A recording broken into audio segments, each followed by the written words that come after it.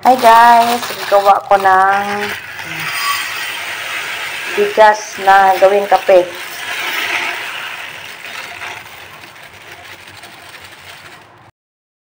Sangag na bigas gawing kape.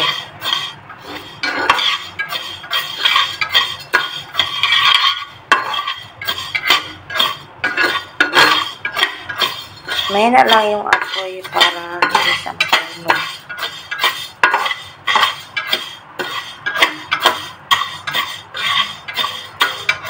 Kung black rice yung gagamitin ko, hindi ko alam, hindi ko makikita kung sunog na ba. Kaya yung puting bigas na ginamit ko.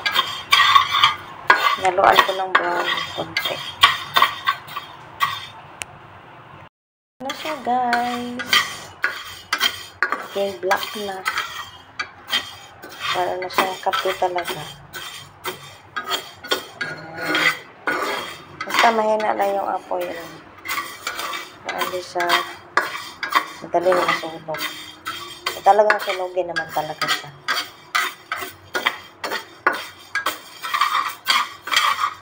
Kulang pa siya maging itim. Ayan na. Malapit lang masunog.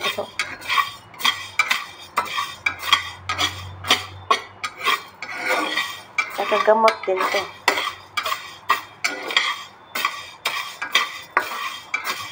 Ayan na.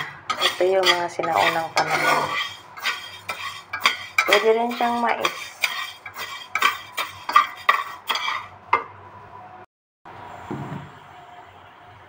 Pwede na ito.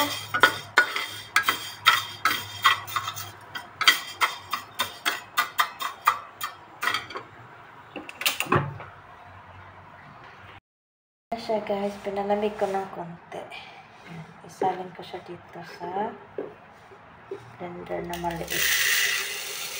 Pag sa probinsya, yun, igiling mo. Wala naman tayong giling, kaya ito blender na lang.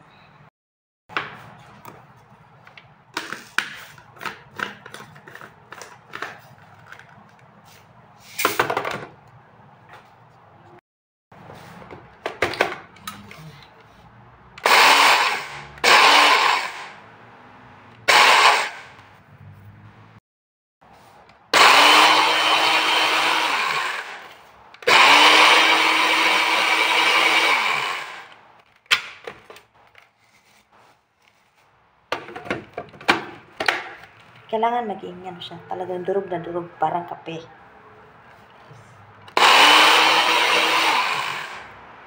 Last na.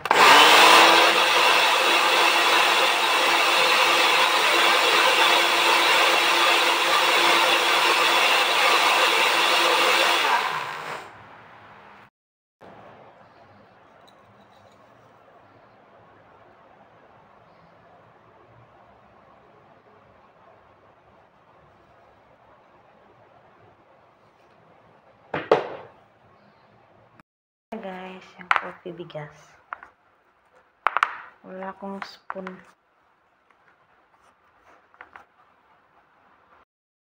Oh, ito na yung finished product. Ayan, wala kasi akong bote. Na dito ko lang nalagay. Mabango siya guys. Pero sa amin noon, ginagawa talaga yung pula na bigas. Wala ako nun. Kaya yung white. Ayan. Dapat try ko din yung black rice sa sunod. Hey guys, thanks for watching. Diba? Organic pa to. Healthy pa.